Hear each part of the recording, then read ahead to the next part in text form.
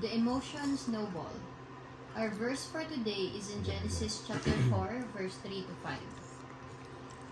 In the course of time, Cain brought some of the fruits of the soil as an offering to the Lord. And Abel also brought an offering, fat portions from some of the firstborn of his flock. The Lord looked with favor on Abel and his offering, but on Cain and his offering he did not look with favor. So Cain was very angry and his face was downcast. How do you act when you are angry? Galing angry rin sinabi mo kanina. How do you Act. act when you're angry? You can see on my face. Ikaw, Charles. How do you act when you're angry? Always. Nagwawala?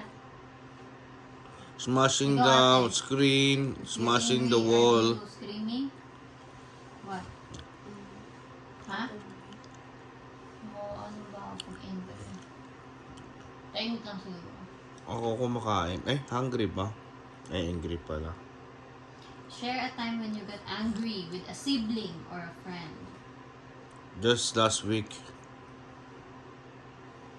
Yeah. How about you, ate? Ano nangyari? Charles. Sabi dito, share a time when you got angry with a sibling or a friend. Ikaw muna, Charles. Sa atin mo naman. Ate.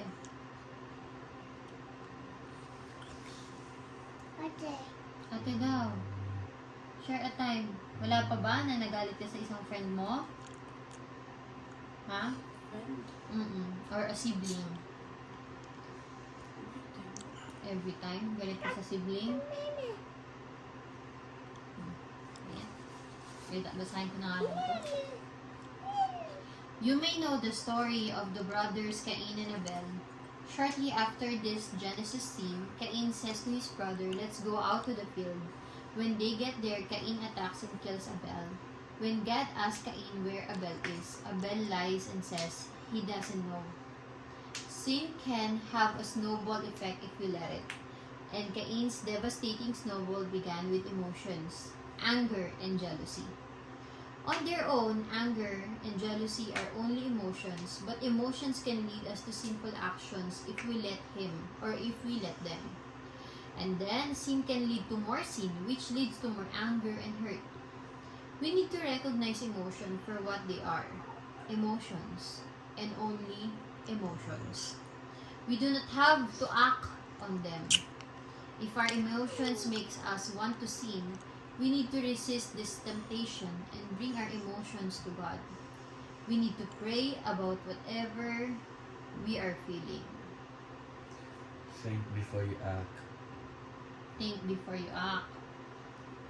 If you're mad, just pray. Mhm. Kaysa If makandamay you are ka. overwhelmed with emotions, like for example, sadness, jealousy, you are intimidated, you are insecure, Talk to God. yeah, you better just talk to God. Bago ka makasakit pa kasi Totoo, Hindi bago maganda makasakit yun. ng tao.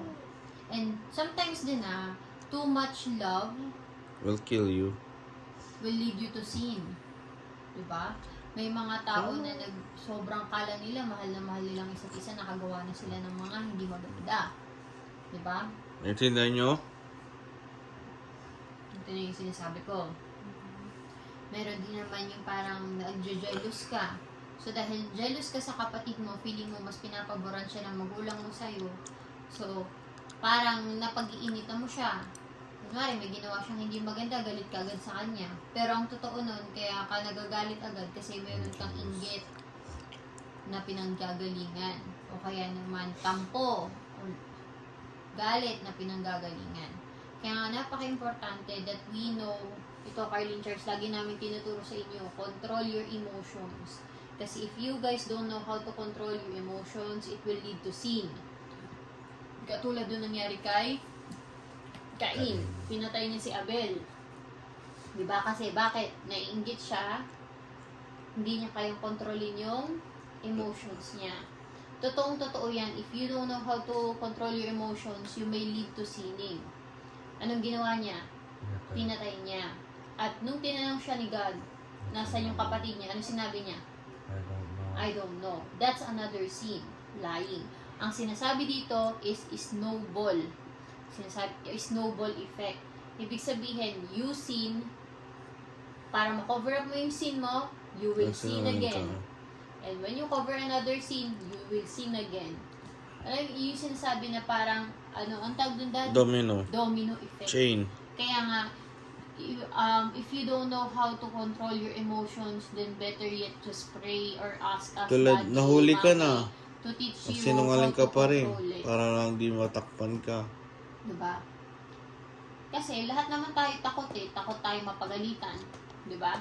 So kapag nagkaroon ka ng pagkakasalang hindi maganda, nakagawa ka ng hindi maganda, magsisinungaling ka para mapagtakpan mo yun. Diba? So hanggat mapagtatakpan at mapagtatakpan mo yung kasalanan mo, gagawa at gagawa ka ng kasalanan. Kaya if I were you, if you don't want, kung ayaw mong mapunta sa ganong sitwasyon, then don't start it. Don't entertain your emotions so much. Bakit sa inyo yan? Or if you can't control your emotion, talk it out. Speak it out. Diba? Kausapin nyo kami, ni Daddy. Huwag lang yung friends nyo. Kasi syempre, yung friends okay lang yun. Pero you Hindi have sila to know makapagbigay as well ng magandang kung nakakatulong ba yung ang mga advice kakaibigan nila mo. sa inyo. Diba? So, ate, can you pray? Dear God, please help us to recognize and respect our emotions. Help us to learn to deal with the emotion that we experience by praying about them.